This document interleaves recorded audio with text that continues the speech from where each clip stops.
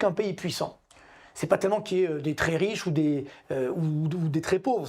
Normalement, effectivement, il ne doit pas avoir beaucoup de très pauvres et pas beaucoup de très riches. Et on doit avoir une classe moyenne, justement, qui se porte bien, qui est vigoureuse, qui a de l'espoir, qui est optimiste. Alors là, qu'est-ce qui se passe depuis une dizaine d'années? On a la classe moyenne, donc inférieure, qui s'appauvrit. Ça, c'est nouveau. Donc là, on voit bien que malgré beaucoup de dépenses publiques, ça ne marche pas.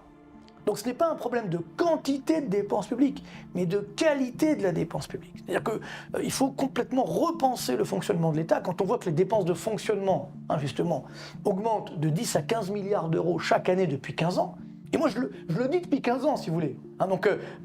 Et les chiffres sont connus, sont libres sur le site de l'INSEE, et personne ne fait rien. On met un pognon de dingue dans des minima sociaux, les gens ils sont quand même pauvres.